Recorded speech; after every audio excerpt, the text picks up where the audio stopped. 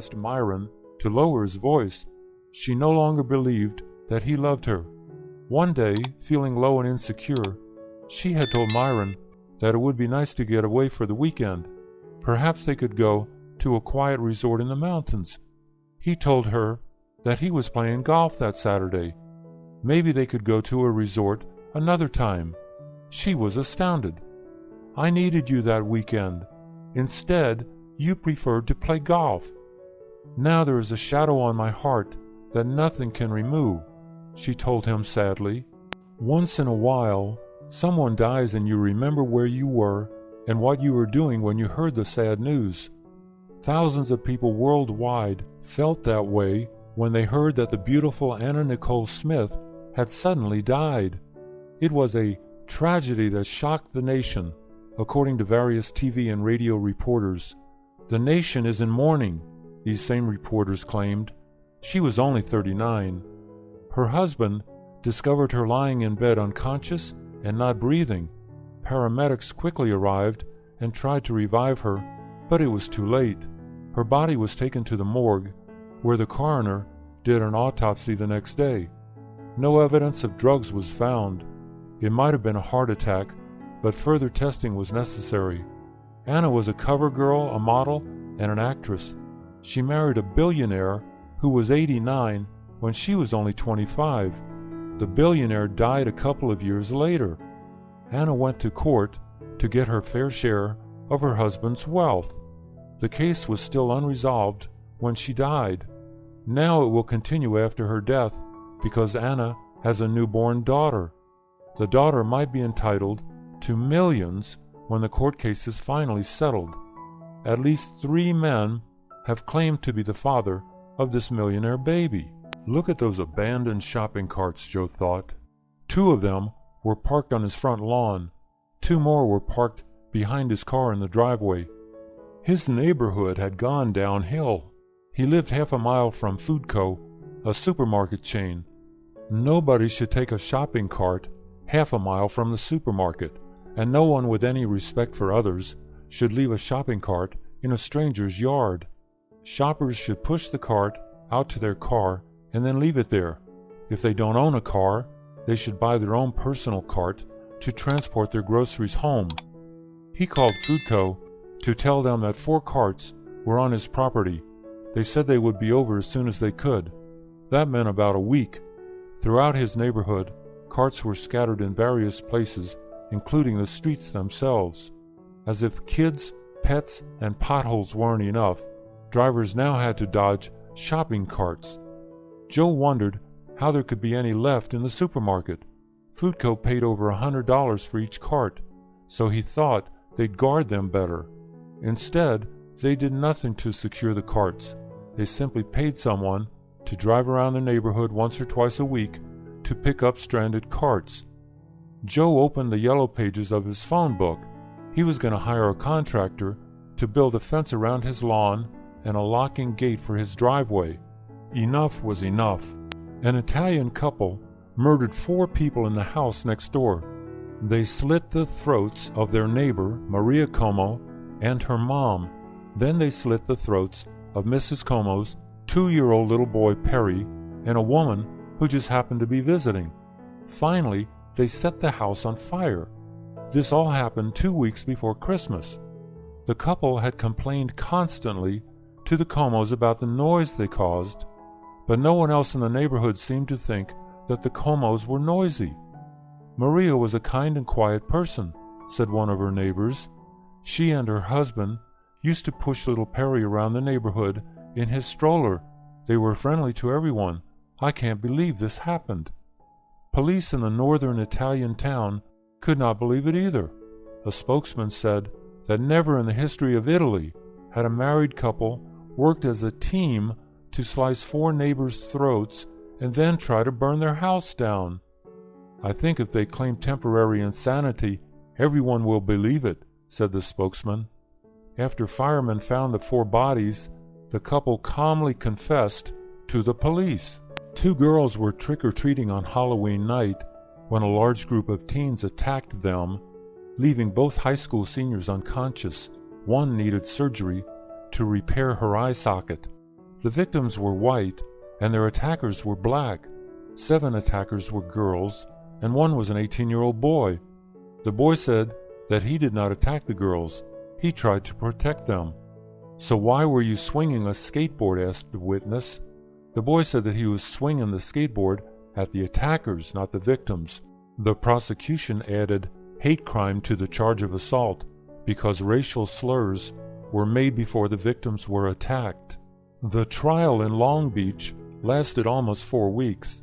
All the attackers were found guilty, but not one spent even a day in jail. The judge sentenced them to house arrest for a month.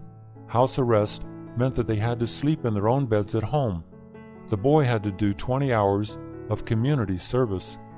Law-abiding white and black adults were outraged at the light sentences. The 2 girls required hospital care, yet the thugs received a mere slap on the wrist. Concerned parents immediately created a website for recalling the judge. Gary and Alma were having problems again. "But you told me it was okay to call up Carol," said Gary. "I asked you if it was okay to talk to her because it was her birthday, and I've wished her a happy birthday every year for the last 10 years. But you had already promised me that you would never call her again. You promised me that, so you lied to me." "But I had forgotten that I told you that. You know that I forget things. I'm not going to argue with you. You have a memory like an elephant. But you've got to believe me, I completely forgot. And more important, Carol is just a friend." "No, she isn't. She's still in love with you." "But I'm not in love with her. She can love me all she wants. But I'm not in love with her. I never was." "Well, you say that. Maybe it's true, maybe it isn't.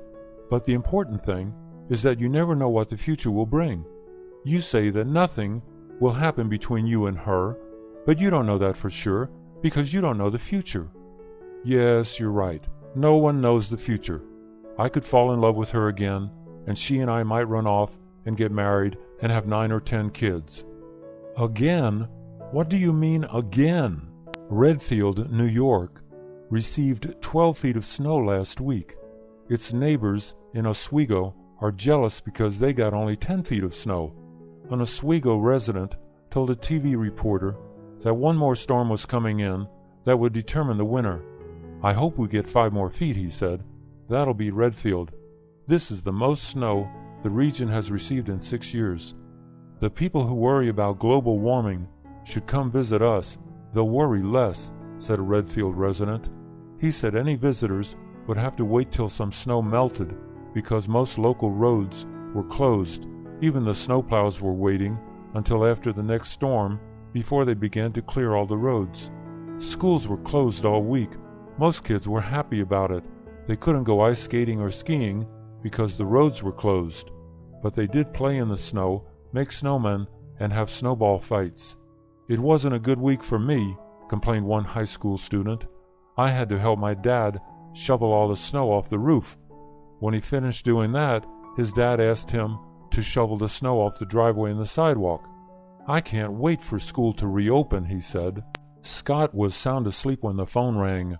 "Are you awake?" Jolene shouted. Scott mumbled something. How could he still be asleep, she asked. It was almost noon. He told her that he hadn't gone to sleep until 6 a.m. Jolene told him to get up and come pick her up. They had to go to the store to return the birthday gift he had given her. It was a tangerine plant. The leaves were curling up. It was going to die, she said.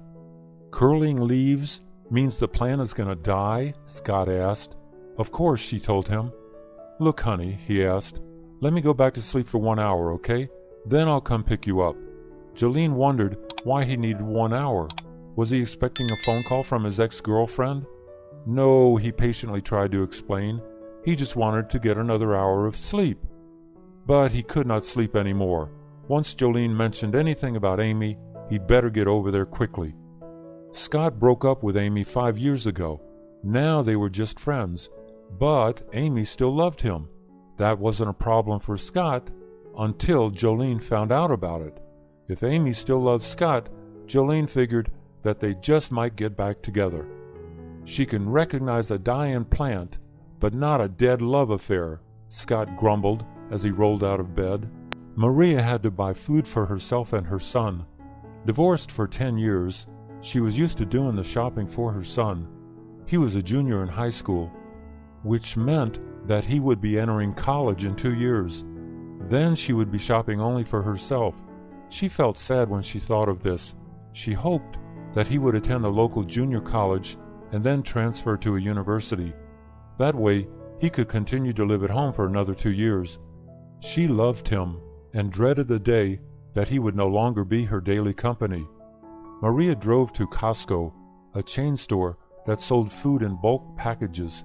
By selling in bulk only, the store helps its customers save money. She parked far from the entrance. That meant a longer walk, but also a faster exit from the parking lot. She grabbed one of the big shopping carts outside and pushed it into the store. Her purse stayed tightly hung over her shoulder. Surprisingly, the store wasn't too crowded. In the produce section, she examined 9 packages of seedless green grapes before she found one that she liked. She carefully selected some bananas, apples, and other fruit, but she couldn't find her son's favorite brand of tangerines. On the way home, she planned to stop at another market or two until she found them. Rebecca's stomach hurt. She said that sometimes it felt like someone was peeling the skin off her belly. That pain felt worse than when she gave birth 17 years ago. She finally went to a doctor. He asked a lot of questions and then examined her. He decided that she needed a couple of ultrasound tests. The tests revealed that she had 2 small ovarian cysts. The doctor said he did not think that those cysts were causing the problem. He wanted to do another test. It was called a colonoscopy. Rebecca told her boyfriend Ron about the doctor's suggestion. A colonoscopy? You've got a problem in your belly, and he wants to examine your butt? Where did you find this quack? I'll bet he got his degree off the internet. Rebecca asked her boyfriend where he got his medical degree from.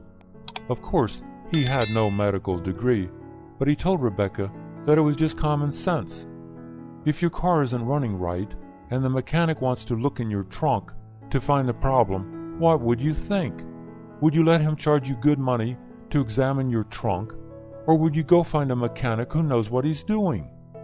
Rebecca went to a medical site on the internet later and discovered that some colon problems definitely could cause stomach pains.